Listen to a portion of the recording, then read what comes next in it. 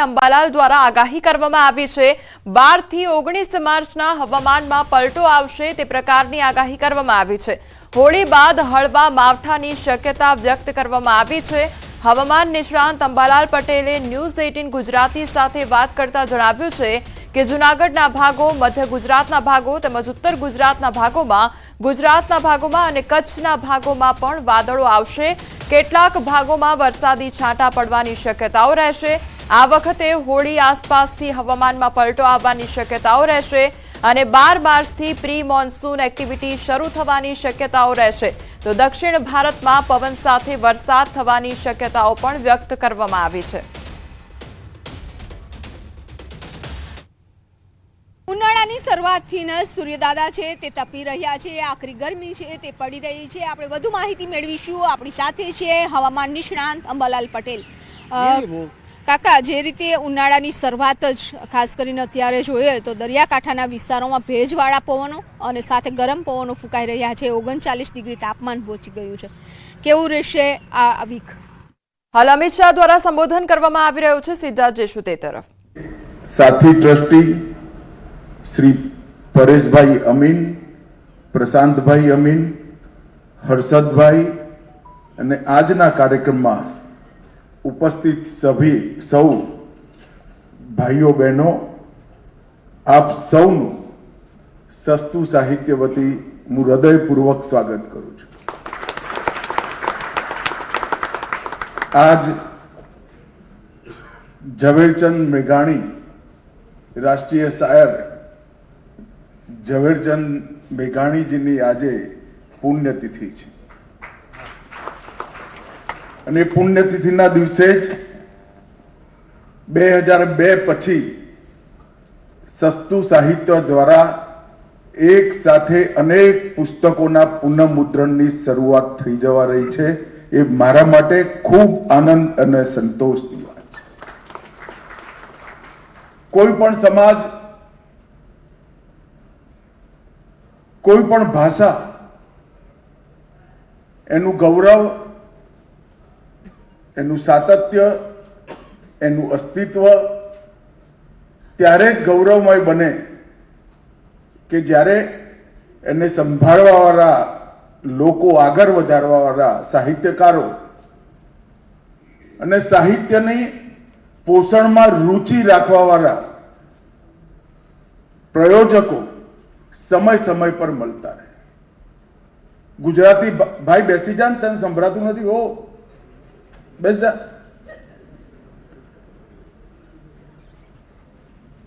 ગુજરાતી ભાષાનો ઇતિહાસ સુસા પૈસા 4 વાળી ગુજરાતીના નામથી મેણા આપણે સહન કરતા અને એ ઇતિહાસ એક પ્રકારે કેટલાય સારસ્વતોએ આગળ વધાર્યો।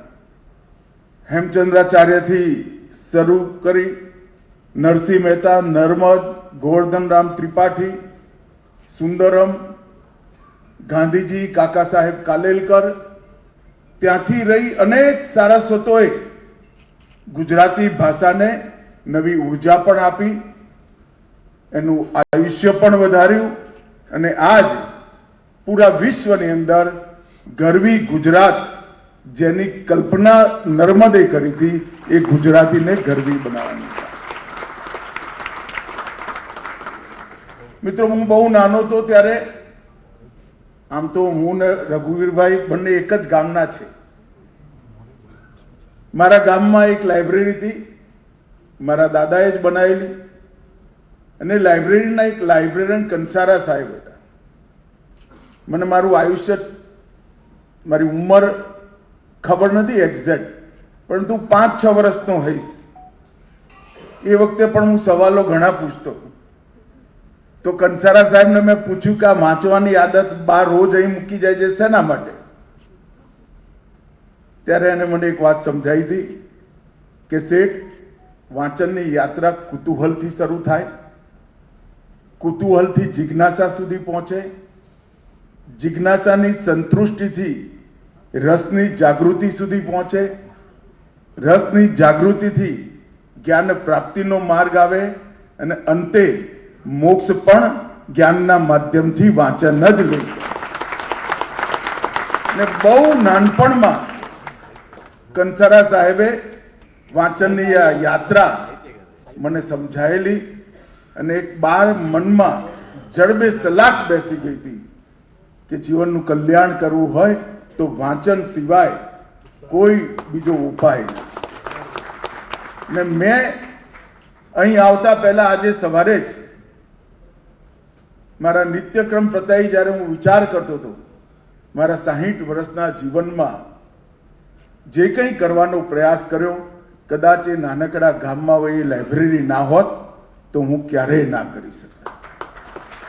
વિચારોની ઊંચાઈ, વિચારોની ઉદ્વ ગતિ અને વિચારોને સદમાર્ગે વાળવાનું કામ કેવળ ને કેવળ વાંચન કરી શકે, બીજું કોઈ ના કરી શકે. અને એટલા માટે જ કહે છે કે તમારા દેશમાં શાળાઓમાં કેટલી સંખ્યા છે એ દેશનું ભવિષ્ય નથી નક્કી કરતું, પરંતુ પુસ્તકાલયમાં કેટલી સંખ્યા છે એ દેશનું ભવિષ્ય નક્કી કરવા આવી. અને આજે હું અહીંયા આવ્યો છું ત્યારે સૌથી પહેલા ભિક્ષુ અખંડાનંદને હું મનપૂર્વક શ્રદ્ધાંજલિ આપવા માંગુ છું. ભિક્ષુ અખંડાનંદે વર્ષો પહેલા વાંચનની કિંમતને ઓળખવાનું કામ, અને વાંચન પણ કેવું જે વ્યક્તિને આગળ લઈ જાય, આત્માને આગળ લઈ જાય અને જ્ઞાનની વૃદ્ધિ કરે, એ સાહિત્ય સસ્તું મળવું જોઈએ. એ વખતે ભિક્ષુ અખંડાનંદે સાહિત્ય મુદ્રણાલય, અખંડાનંદ અને આયુર્વેદિક ઔષધિઓનું ઉત્પાદન અને એનું સાહિત્ય, આ ચારેય પ્રવૃત્તિઓને એમનું જીવન કાર્ય બનાવ્યું. અને નામની આગળ જ ભિક્ષુ એટલે ભિક્ષા માગી માગી માગી આ સંસ્થાને એમને ઊભી કરી.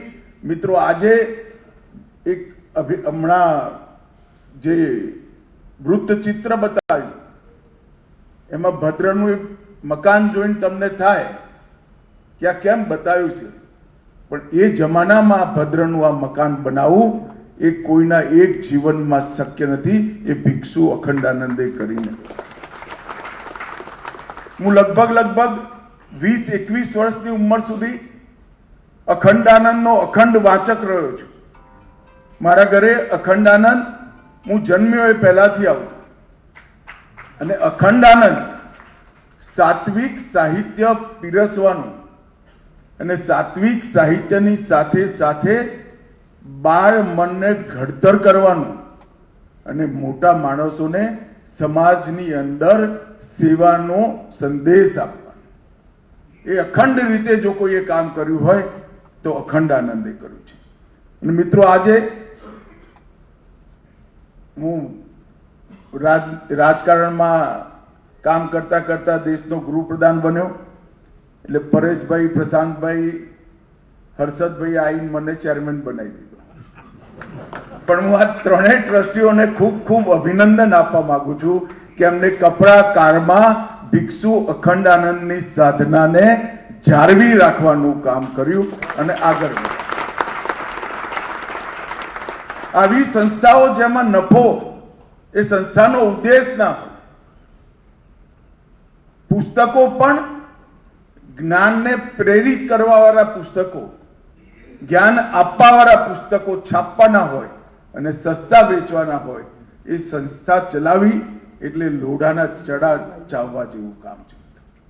અને આ ત્રણેય લોકોએ એક લાંબા સમય પછી સુધી એચ.એમ. પટેલ સાહેબના ગયા પછી આ સંસ્થાનું પોતાના બાળકની જેમ જતન કર્યું, એની સંપત્તિઓને બચાવી અને એના સંસ્કારને પણ બચાવ્યા. અને આજે સંસ્થા આગળ વધશે એનો મને વિશ્વાસ છે.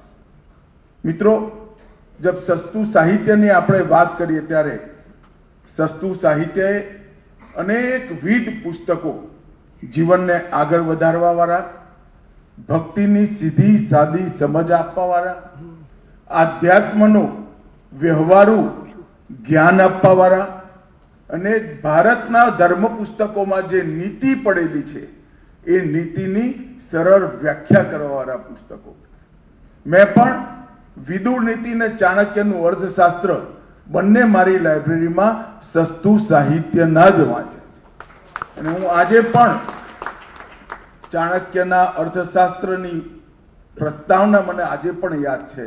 એમાં મહાત્મા ગાંધીએ લખેલું કે આ ગ્રંથ નહીં ગ્રંથાગાર છે. એક વાક્ય બાપુએ લખેલું કે ચાણક્યનું અર્થશાસ્ત્ર એ ગ્રંથ નહીં ગ્રંથાગાર છે.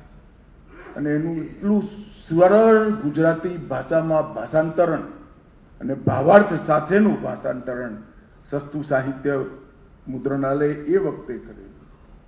આવા અનેક પુસ્તકો આજે 2002 પછી પહેલી વાર 24 પુસ્તકોનું અહીંયા પર પુનઃમુદ્રણ થયું છે. ના 24 પુસ્તકો કોઈ પુસ્તકની 20મી આવૃત્તિ છે, કોઈ પુસ્તકની 80મી આવૃત્તિ છે, કોઈ પુસ્તકની 40મી આવૃત્તિ છે, કોઈ પુસ્તકની 100મી આવૃત્તિ છે. એ જ બતાવે છે કે આ પુસ્તકો કેટલા વંચાયા છે, કેટલા લોકોના જીવનમાં, કેટલા ઘરોમાં સત્વનો વિકાસ અને સન્માર્ગ તરફ વાળવાની વૃત્તિ એને ઘડવાનું કામ આ પુસ્તકોએ કર્યું છે.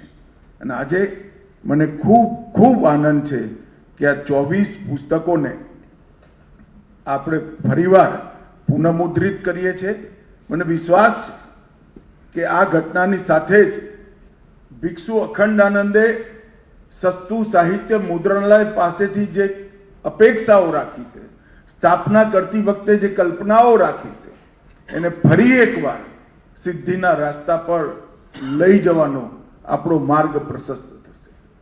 મિત્રો, વાંચન માટે નરેન્દ્રભાઈ જ્યારે ગુજરાતમાં હતા ત્યારે અહીંયા ભાગ્યેશભાઈ બેઠા છે, વાંચે ગુજરાતની શરૂઆત કરી. અને એ વખતે મને આશ્ચર્ય થાય કે ગુજરાતમાં વાંચન લગભગ મૃતપ્રાય થવાની અણી પર હતું. અને આજે મારા મત વિસ્તારની બધી જ પુસ્તકાલયોની મેં મિટિંગ કરી હતી અને એ પુસ્તકાલયો જીવિત કરવાની શરૂઆત ગુજરાત સરકારે પણ કરી અને આગળ પણ વધ્યા. ગુજરાતમાં વાંચવાનો મહિમા વધારવા માટે ખાલી સરકાર કશું ના કરી શકે. હું તો ભૂપેન્દ્રભાઈનો ધન્યવાદ કરીશ કે આટલી મોટી રકમ એમને ગુજરાતના પુસ્તકાલયો માટે ફાળવી. પરંતુ વાંચવાનો મહિમા વધારવાનું કામ તો સારસ્વતોએ કરવું પડે. ભાષા શુદ્ધિ, લેખનનો ઉદ્દેશ, લેખનની દિશા અને ગદ્ય અને પદ્ય બંનેમાં ભારોભાર સત્વ ભરવાનું કામ એ સારસ્વતોએ જ કરવું પડે. અને મિત્રો, મને પૂરો વિશ્વાસ છે ગોવર્ધનરામ ત્રિપાઠી, નર્મદ, નરસિંહ મહેતા, હેમચંદ્રાચાર્ય, ઝવેરચંદ મેઘાણી, સુંદરમ, આ બધા જ લોકોએ જે યાત્રા શરૂ કરી આપણી ભાષાને સુસા પૈસા ચારના મેણાથી મુક્તિ અપાવી મહાન ગુજરાતી ભાષા સુધી પહોંચાડ્યા છે. આ યાત્રા અખંડ રહેશે. આજે ફરી એકવાર હું આ કાર્યક્રમના માધ્યમથી ગુજરાતના લોકોને જરૂર કહેવા માંગુ છું કે ભિક્ષુ અખંડાનંદનું અભિયાન સમાપ્ત નથી થયું. એ એટલી જ ગતિથી આગળ વધશે. ચાહે અખંડાનંદ મેગેઝિન ચલાવવાનું હોય, ચાહે સસ્તું સાહિત્ય મુદ્રણાલયને વધુ તેજ ગતિથી આગળ વધારવાનું હોય, કે ચાહે નિરોગી શરીર માટે આયુર્વેદની જે બનાવવાના એમને સાહિત્ય અને પદ્ધતિઓ વિકસાઈ છે એને પણ આગળ વધારવાના હોય. આજે ઇન્ટરનેટના જમાનામાં બાળકો વાંચવાથી દૂર થઈ રહ્યા છે. વખતે હું સૌ અભિભાવકોને, બાળકોના મા બાપને પણ, વાલીઓને પણ વિનંતી કરવા માંગુ છું કે બાળકોને વાંચવાની આદત પાડજો. વાંચવાની આદત પડશે તો બાળક ગમે એટલી મુશ્કેલીમાં પણ ટટ્ટા રહી મુશ્કેલીની બહાર નીકળી જશે. અને જો વાંચવાની આદત નહીં હોય તો એક વાવાઝોડામાં જ ભાંગીને ભૂકો થઈ જશે. વાંચનનો મહિમા, એનું મહત્વ અને એની ઉપયોગિતા ત્રણેય મેં મારા જીવનમાં ખૂબ સુપેરે અનુભવી છે. એટલા માટે જ હું બધા વાલીઓને પણ વિનંતી કરવા માંગુ છું કે વાંચવાનો જે ક્રમ અને એના સંસ્કારની પદ્ધતિ બાળકને નાનપણથી જ બાળ સાહિત્યથી વાંચવાની આદત પાડવાથી લઈ એને એના મન, જીવ અને આત્માની ઉન્નતિ સુધી લઈ જઈએ અને આપણી ભવિષ્યની પેઢીનું નિર્માણ કરીએ. હું ગુજરાતના વાચકો અને ગુજરાતના સારસ્વતોને પણ વિનંતી કરવા માંગુ છું કે સસ્તું સાહિત્ય. હવે આગળ વાત કરીએ ક્રિકેટ મુકાબલા વિશે.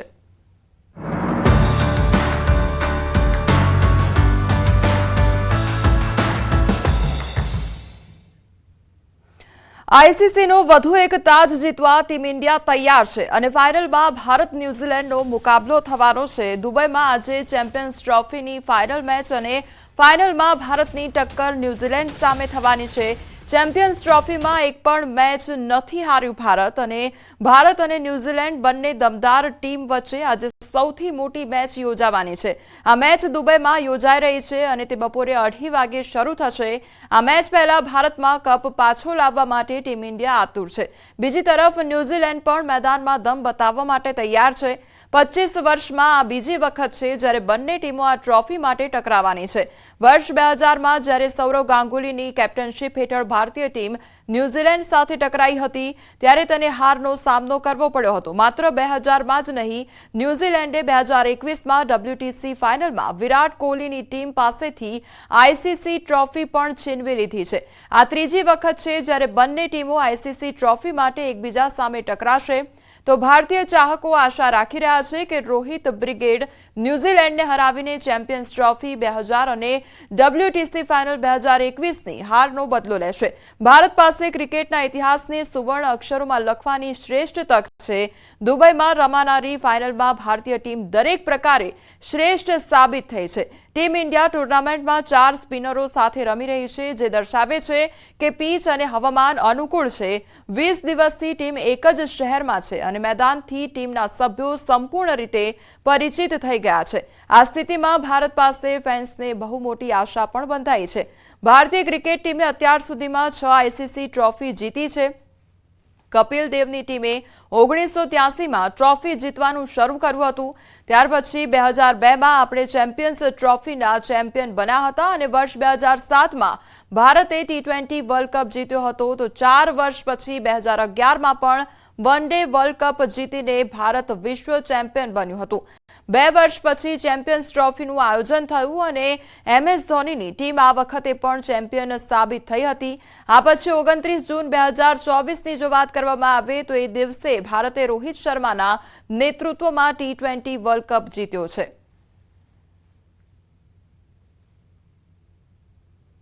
Varun Chakravarti, Kuldeep Yadav, Akshar, Jadeja, Mohammad Shami, he is doing really well. Toss will be very vital. So 100 over का खेला बहुत गजबे होगा कल. तो कल क्या 4 स्पिनर्स के साथ जाएंगे क्या? सेम कॉम्बिनेशन के साथ ही खेलना चाहिए क्योंकि जब कुछ टूटा नहीं है तो जोड़ने की जरूरत नहीं है. इससे ज्यादा बैलेंस इंडियन टीम हो नहीं सकता और जिस तरीके से सब खेल रहे हैं तो और भी बैलेंस ज्यादा दिख रहा है इस वक्त. देखिए ये न्यूजीलैंड बहुत ही पुख्ता साइड है. एक ऐसी साइड है जो एकदम तैयार होके आती है. उनके पास वो प्लेयर हैं जो बहुत ही डिसिप्लिन्ड है, एग्जीक्यूट कर पाते हैं उन प्लान्स को बहुत अच्छी तरीके से. तो कहीं ना कहीं नजदीकी मामला होगा. अभी भी इंडिया को आगे ही रखूंगा मैं, इसमें कोई दो राय नहीं है. लेकिन ये सबसे मुश्किल टेस्ट होने वाला है भारत का इस टूर्नामेंट में. मैं समझता हूं कि ये बहुत ही जबरदस्त तगड़ा मैच रहेगा इंडिया और न्यूजीलैंड के खिलाफ. और बहुत ही कॉम्पिटिटिव साइड है न्यूजीलैंड की. इन्होंने 300 प्लस साउथ अफ्रीका के खिलाफ जो खेला और जीता है फाइनल्स में आने के लिए. तो ये बहुत ही फॉर्मिडेबल साइड है न्यूजीलैंड की. तो यहाँ पे बहुत ही तगड़ा कंपटीशन होने वाला है दोनों टीमों के बीच में. इंडिया की तरफ से ही देख रहा हूँ मैं चैंपियंस ट्रॉफी फाइनल इंडिया की तरफ से. और मैंने पहले ही बोल दिया कि अच्छा क्रिकेट खेलते हुए आ रहे हैं, वैसे सेम क्रिकेट खेलेंगे तो final it's just another game. सबका परफॉर्मेंस देखना चाहता हूँ मैं, 1 से लेके 15 तक जो 15 के 15 गए हैं उधर और जो बाहर सपोर्ट स्टाफ है इतने टाइम से सपोर्ट कर रहे टीम को, तो हमें सबका परफॉर्मेंस देखना चाहिए। टीम बिल्कुल सेटल्ड है और मैं उम्मीद करता हूं कि इस मैच में शुभमन और रोहित का बल्ला भी बोले, विराट का तो बल्ला बोला है, केएल राहुल का बल्ला बोला है, श्रेयस अय्यर का बल्ला बोला है। तो टीम जीतनी जरूरी है। मुझे लगता है कि वो टीम काफी सक्षम है, अच्छी टीम है। मुझे लगता है कि टीम इंडिया जीत के वापस आएगी। આ તરફ રાજકોટવાસીઓમાં પણ ક્રિકેટ ફીવર છવાયો છે। આજે ઇન્ડિયા ન્યૂઝીલેન્ડ વચ્ચે ચેમ્પિયન ટ્રોફીનો ફાઇનલ મુકાબલો છે। ક્રિકેટ પ્રેમીઓએ કહ્યું છે કે આજે બપોરે 2 વાગ્યા બાદ કોઈ જ કામ કરવામાં નહીં આવે, માત્ર મેચ જોવાનું જ આજના દિવસે આયોજન કરવામાં આવ્યું છે।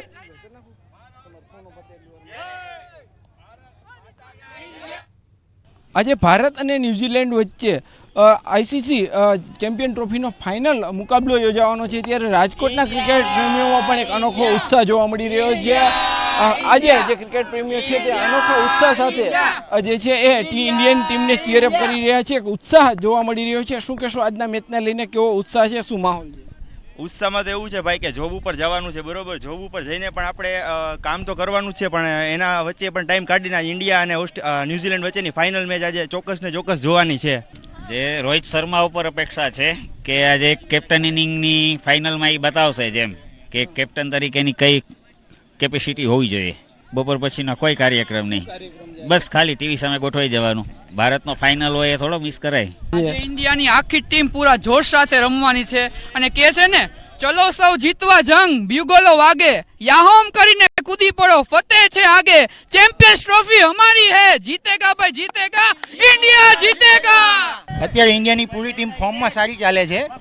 જે રીતના વિરાટ કોહલીએ હમણાં બેટિંગ કરી છે લાસ્ટ મેચમાં, તો વિરાટ કોહલી અને રોહિત શર્મા પાસે પણ ઘણી અપેક્ષા છે કે આજે સારી બેટિંગ કરી અને ઇન્ડિયાને સારા સ્કોર સુધી પહોંચાડી દઈએ। જો આપણી પહેલી બેટિંગ આવીને 300 સુધી પહોંચી ગયા તો જીત આપણા હાથમાં જ છે। સેમીફાઇનલ જીતા એમાં પણ પૂરેપૂરો ઉત્સાહ હતો અને એમાં પણ આશા હતી કે ઇન્ડિયા જીતશે અને ફાઇનલમાં આવશે। આજે પણ પૂરેપૂરી આશા છે, 110% ઇન્ડિયા જ જીતશે। ચોક્કસથી ભારત જ જે છે ચેમ્પિયન ટ્રોફી જીતશે, એને લઈને રાજકોટના ક્રિકેટ પ્રેમીઓ છે તેમાં ઉત્સાહ છે। કોઈને કામ ઉપર જવાનું છે તો ત્યાં પણ મેચ જોવાનું આયોજન કર્યું છે, તો કેટલાક લોકોએ જે છે તમામ કામ છે આજના દિવસ માટે કેન્સલ કર્યા છે, માત્ર ને માત્ર ટીવીની સ્ક્રીન સામે 2 વાગ્યાથી ગોઠવાઈ જવાનું નક્કી કર્યું છે। હાર્દિક જોશી, ન્યૂઝ 18 ગુજરાતી, રાજકોટ।